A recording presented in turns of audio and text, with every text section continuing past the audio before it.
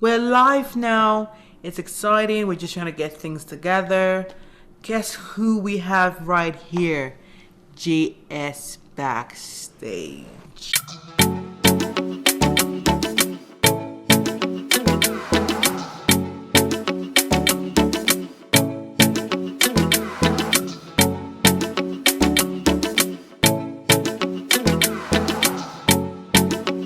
Hello, you. Yes.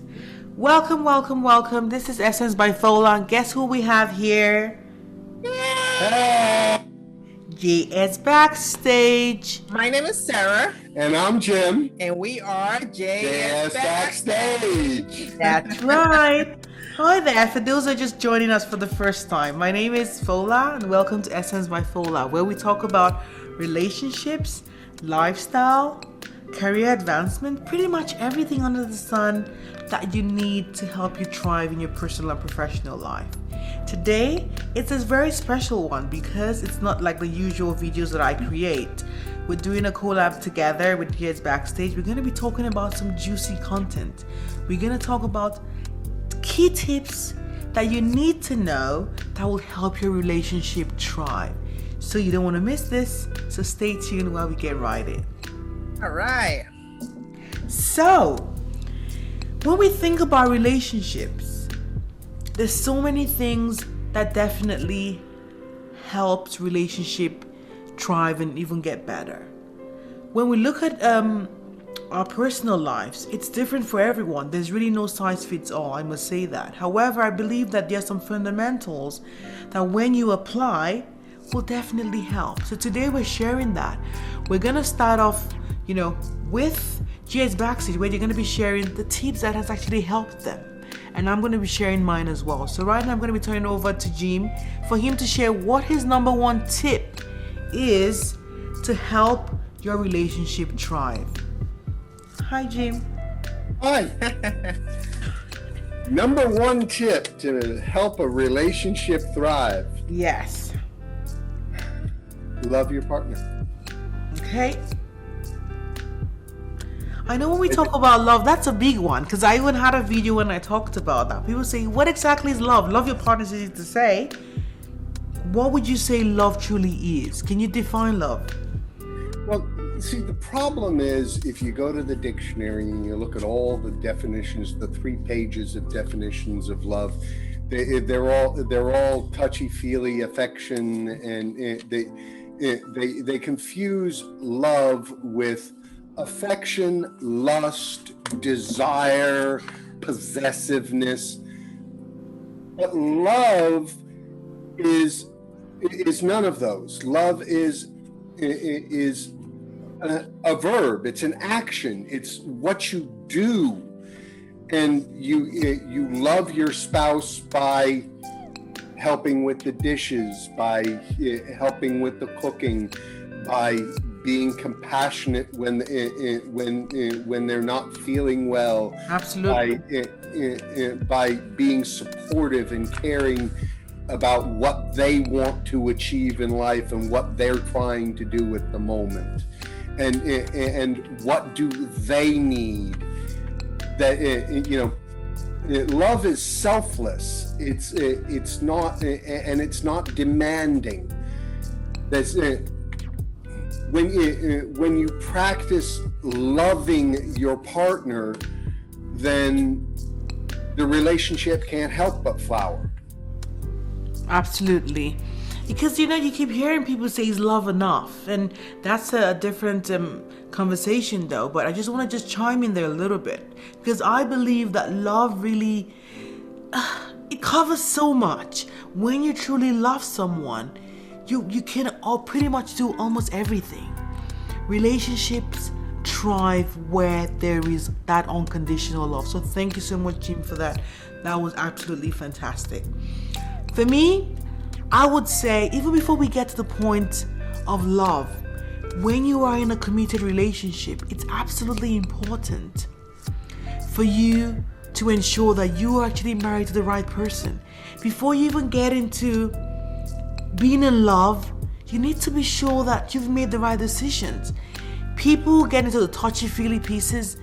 However, marriage and relationships goes beyond all of that.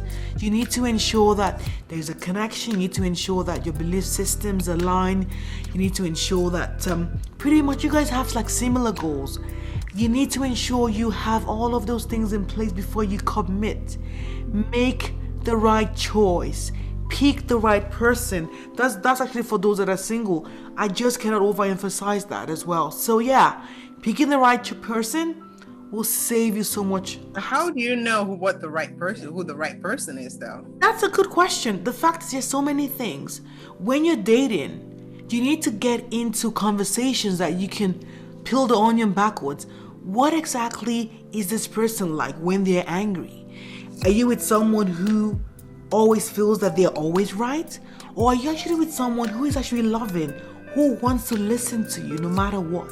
Are you with someone who has their own predisposition about what life should be like? Are you with someone who wants to have kids? Are you with someone who has a different idea about finances? You guys need to align on so many levels. So it goes beyond, you know what I mean? Just the way I feel and all that. When the rubber hits the road, when you start living together, you're gonna see so much. Life throws a lot of challenges as well, and you need to be sure that you have the right person right next to you, not a person competing with you, rather someone that can actually complement you. So I guess I answered that question. Yeah. If Okay. if everything has to be so perfect, how do you explain the tremendous success of so many arranged marriages throughout history, where parents committed children to be married when they come of age, before they were even out of diapers? No, absolutely. The thing is, there are conventional ways of finding love, Jim, and there are also the ones that are pretty much different, right? However, when you even look at arranged marriages, you find that the parents of like two people, they also look at those things. They look at belief systems. Most of the time, people that they actually put together, probably families where they have like similar cultures, they have similar belief systems, their upbringings and all that are so similar. So it's kind of like they have done the background work. It's just that emotional and physical connection may not be there from the two people because it's actually arranged. However, you find out that a lot of the fundamental things are already there. The families that have thought about like their finances, thought about their religion, for instance. There's so many of those things that would have been done, which a lot of us adults may not even think about, because you might meet someone and just feel, oh, I think I'm connected with, it's all about the lust. Most of the time, not really focusing on those key ingredients that will be tested when you get married.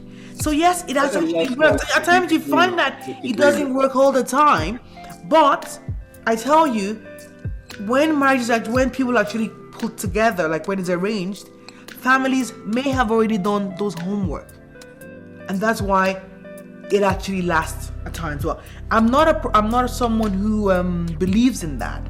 I feel as an adult, you need to find your own soulmate yourself and explore the different options, right? However, I guess it works for some, so different folks for different. Well, I'm not promoting it. I'm not promoting it. Yeah. But neither am I condemning it. Yeah. I'm just pointing out that historically there's been enormous success in such relationships. Yes. And even when they were from different cultures and different backgrounds, different religions, because they were united for political reasons to bring nations together. If the two people involved are committed to making it work, and have the concept of loving one another, not feeling affection for each other, not feeling lust for each other, not feeling possessiveness for each other, but loving one another, that right there will smooth over so many differences, so many problems, if you are committed to loving your partner. Because when you love your partner, you respect the fact that they don't agree with you in this, that, or the other issue. Yeah, you don't push on things where they disagree with you. You don't make an issue of things of differences. When you love your partner, you seek ways to compromise and ways to make things work. And which comes to my point: be flexible. That's right. That's a good one, right? Flexible. And you just covered it, though. You just hit it right. You have to be flexible, like Jim said. It doesn't have to be my way or the highway. That's right. I was so like that when we met. Oh yeah, I was so like that when we met. Literally, guys. And she was too. It was like You guys were like clashing, hey? Literally. When he says he was like that, it was literal, guys, because Jim was my way or the highway, in the sense of, my way of 25 years of working at the jail, my way of getting along with people was do it my way or I'll lock you down. Oh my goodness, Jim. I hope you didn't bring that home, hey? I didn't have a lot of friendships. I wasn't real close to people. My relationship, my romantic relationships were all catastrophes. Oh my goodness! At least you learned. And although you learned your lesson. Although I don't accept that I was 100% responsible for that, I share an enormous amount of the responsibility for that. Okay. So yeah, be flexible. Yeah, you have to be flexible. It's not just all about you. You have to think about the other person. You have to think about what they're feeling. That's right. And just try and put yourself in the other person's shoes. I mean, I was, like he said, I used to be very, it's my way or the highway kind of person. It's like, it's either this or that. But these days, I'm a lot more flexible, right? Yeah, a little bit more. Oh my goodness! I guess we need to get that feedback. Absolutely. But yeah, I'm a lot more flexible. I'm a lot more. You can see that already. You can see the way he's massaging. I think he wants something great tonight. Yes, you know what I mean. But yeah, but that's a very wise man. He knows what to do. Hey. Yeah. Jim, one thing he is wise.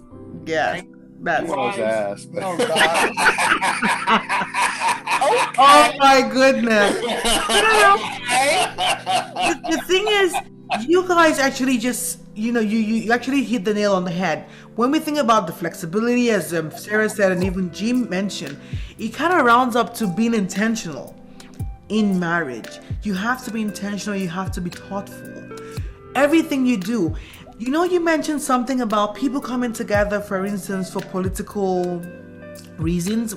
They arrange and they know that we need to make this work. You understand? They know what the consequences are. They understand that we are married because we know we want to achieve a particular goal. And if we don't stay together, there is a bigger picture that we need to, the puzzle needs to fit. And if we break up, we're going to lose that. So because of the consequence, they're actually mindful and they actually work at it to ensure the relationship is actually successful. And that's one piece that seems to be missing in so many relationships today. People just get so used to each other and they feel whatever. Maybe this person already has like kids for me. Where exactly is the person going? And they just make it like business as usual. They forget that when you think about what you saw before you actually got married, how you chased that lady or how she chased him, if that was the case, I don't know, then the playing field is different. So when there's a consequence, or when you know that there's an implication for your action, then the people are actually more cautious, and then the outcome is different. So it's easy to say, be loving and all of that. However, we need to be intentional every day. We need to be thoughtful. Think about it. how exactly will this make my spouse feel? If I react this way, if I do this way, or if I just spend the finances that way, how is it going to affect the kids? Now it's like two people involved. You know, we need to think bigger than just one person, but it takes being intentional to do that. It takes being thoughtful and just ensuring that we understand that. It definitely goes a long way. I don't know what you think about that. Well, all of that falls into love your partner. And if you love your partner, you consider how something will affect them. Right. Absolutely. Yes. And just being intentional and all that. So I guess I got the other one, the number 3 point. So it goes back to Sarah Jim now, who's going to be sharing the next point. Who's sharing the next one. But yeah, I think marriage is tough though. No one, we can't just put that aside and just feel that it's all a bed of roses. It takes a lot of work, especially for people who have crossed the 7-year mark. Because when I did a research, I found out that a lot of the pains and the refining piece happens earlier on in marriage. People that are able to pass through the hurdle of after the 7-year mark, they seem to kind of do a little bit well, because at that time they fought, you know, so many things has happened, and once you're able to cross that threshold, things kind of become better. So what have you found? What has helped you? What do you do differently now when you look at the later part of your marriage, Sarah, in comparison with, earlier on in marriage? Oh, I just talked about flexibility. Yeah, I know that's one. What else? What else have you done? Okay, pretty much fight fair. Oh my goodness! What do you mean? You don't fight with like the knives and everything. Don't fight like this. Don't hold the shirt and say you're not going anywhere today. Fight fair. Fight fair. Okay. Why are you laughing? Nothing. Why did you laugh? Oh. It was spontaneous. I had no idea why. Just let him be, man. Okay? This is a laugh, eh?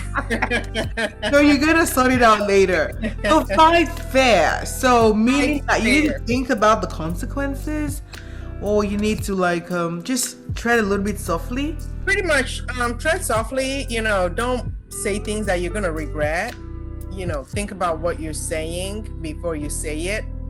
If you have to cool down, before you start shouting words all over the place. Don't send text messages when you're upset. Just keep that for later. Because when you're mad and you send someone a text message, there's nothing good in it, So I know. Don't send emails. Don't just send anything when you're mad. Just. Probably don't even say stuff. Not just even sending, right? Because don't send it. Because once you send it, you can't take it back. Once it goes ding and it's gone, you can't get it back. I know you can unsend messages now on Instagram and stuff. But actually, yeah, you can. That's true. But that's Instagram. I don't know. I know. On text messages, people even go ahead and print it off and keep hard copies and and all that. Exactly. Can you imagine you fighting and then you're like, okay, I messed up, but you already sent the voice message, I get that voice message before he listens to it. I know. And then you probably have to call your network provider and say, guess what? I've got something somewhere in outer space and something. But you're absolutely right. I even feel that words are like nails. Once they pierce into wood, when you take it out, it's never the same. Correct. I don't know if it's different for you out there, but for me though, the words linger in my head. You think about it and then you wonder, is it this person that actually said they loved me and all that? You need to be very careful with the words that actually get spoken. We always think about physical abuse, but emotional abuse is even worse. You can't see the scars, but it's ingrained inside of you, right? So it's important that we strive to use words that edify, use words that uplift, rather than the ones that pull and tear down our spouses. That's absolutely important to do that. So thank you so much, Sarah, for that. Whose turn is that now? I think it's now time for James' turn. Yes. Your tip. I already get my only one. Oh my goodness. So is that like your everything that's something?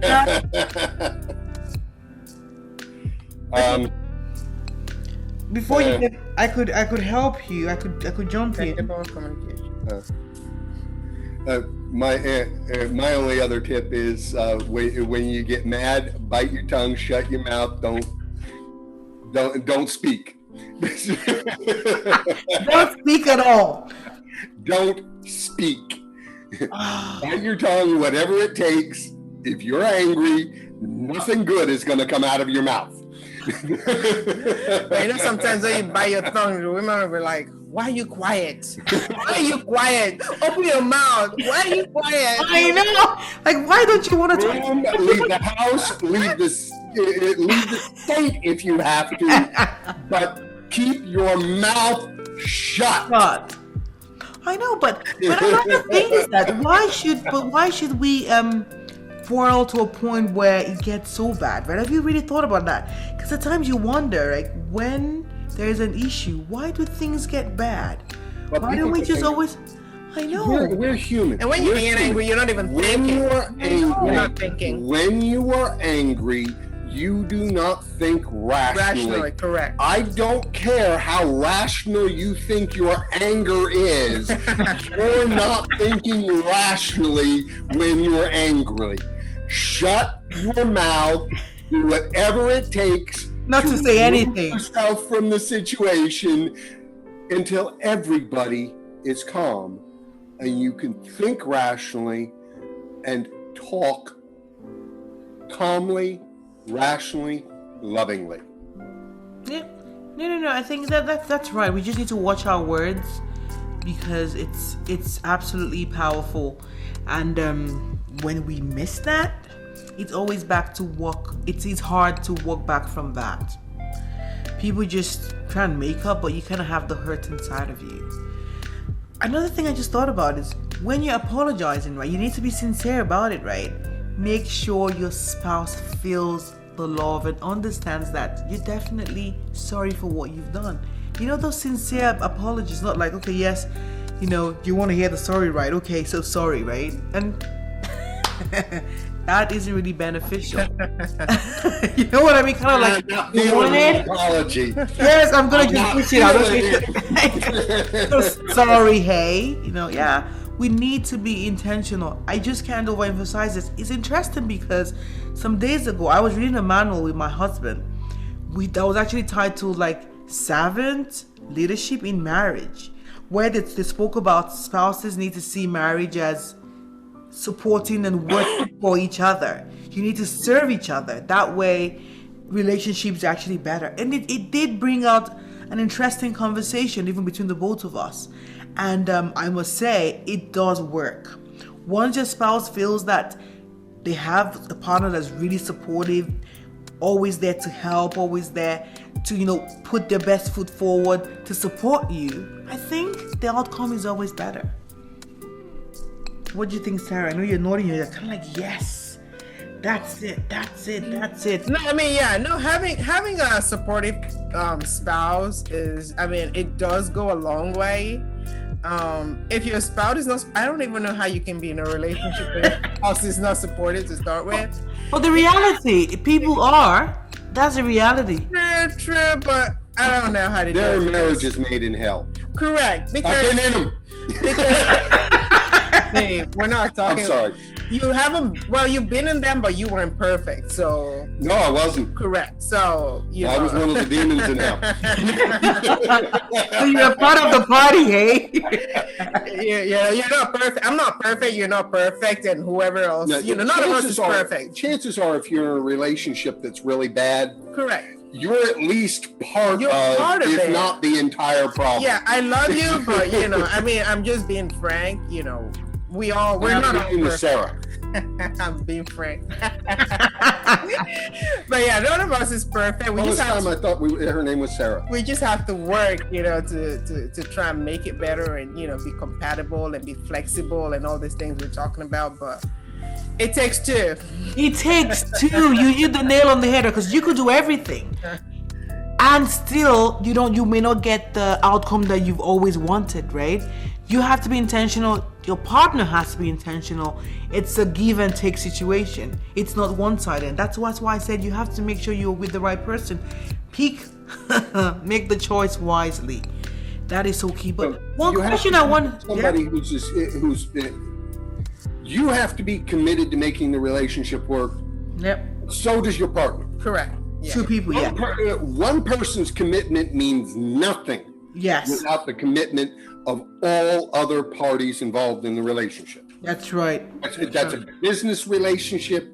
That's a romantic relationship. Yeah. That's a family relationship. Yep. Every person involved in the relationship has to be committed to making it work.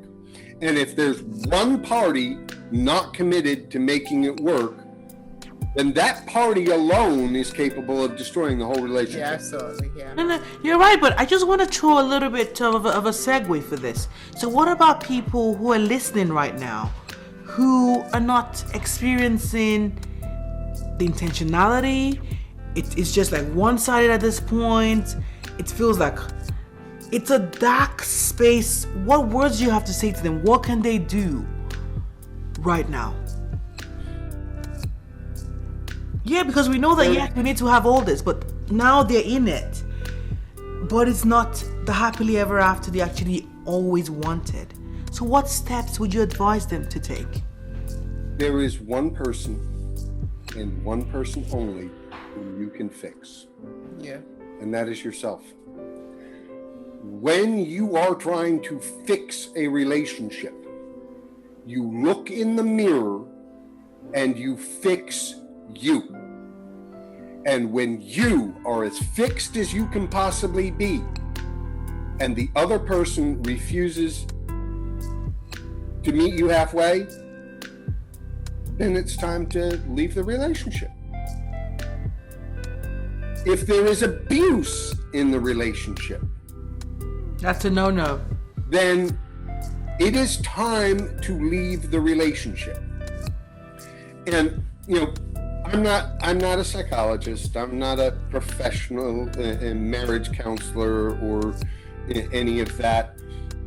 But I do have some experience. I have read a considerable amount. And a person who is used to abusing you is unlikely to stop abusing you.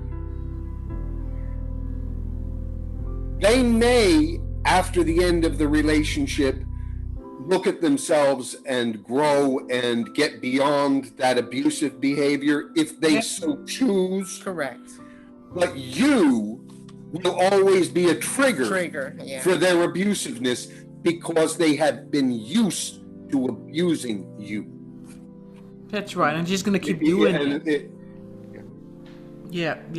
So I guess in summary, you're like, you fix yourself, you stay positive, and if there's abuse in there, pretty much run. Pretty much, yeah. Is that what you're saying in summary? I think that's similar for me though. I think fixing yourself is very, very important because it's so easy to point fingers and say, my spouse is this, my spouse is that. However, how exactly are you portraying yourself? But there's some things that you cannot fix yourself. When it comes to infidelity, when it comes to abuse, when it comes to like mental illness, you definitely need to seek help. Help is out there. Do not wait and feel that, yes, I'm going to just keep praying or keep staying positive. People have lost lives. Yeah. Just ensure that you seek the help you need. Speak to someone. Okay? Do not just stay in there and get burnt. So many people have actually had to be carried away in caskets. You don't want that. But I want you to know that relationships can turn around. That's the positive news I have for you tonight. Once you work at it and once you work on yourself, things definitely will change. It's been such a fun one. Sarah, do you have anything else to say before we wrap up? No, you've said it all. Have I? You've said it all. No, definitely. It's been such a pleasure. I know the list and stuff goes on. There's going to be so much more. We definitely have to share. You need to check out a lot of my videos. I have some content around singles, trying to choose a partner, people who are married, how to manage and tread through this very choppy waters. But the good news is that there's definitely hope out there. It's been such a pleasure. Thank you so much, Sarah and Jim. Thank you so much. Thank you. I know it's been such a pleasure. Once again, it's Essence by Fola, taking you a step closer to creating the life you've always wanted. If you haven't done that yet, you need to subscribe, like this video, hit the notification bell, and you'll definitely get to know when all our great videos come out. I forgot, before I said that, we need to know that I was part of this love story, okay? We've actually known each other like from way back. How could I have forgotten that? You're hilarious. JS Backstage, they're a couple that, oh goodness, I've known them, I've seen them move. It's been like for so many years. I got married before they did though, but yeah, it's been a fun journey. We've definitely grown as well, and I'm so happy to share this space with you guys. You need to check their stories out. They do a lot of content around storytelling, about how they met, content around a lot of experiences they have actually had transitioning from Africa or even to the United States. If you haven't checked them out, you definitely need to do that. Once again, it's Essence by Fola and JS Backstage. We have all the links in the description below and how you can link and connect. Thank you so much. Stay safe, stay positive, be kind to one another, and stay true to your dreams. Have yourself a good one. Thank you. Bye. Thank you. Bye. Thank you.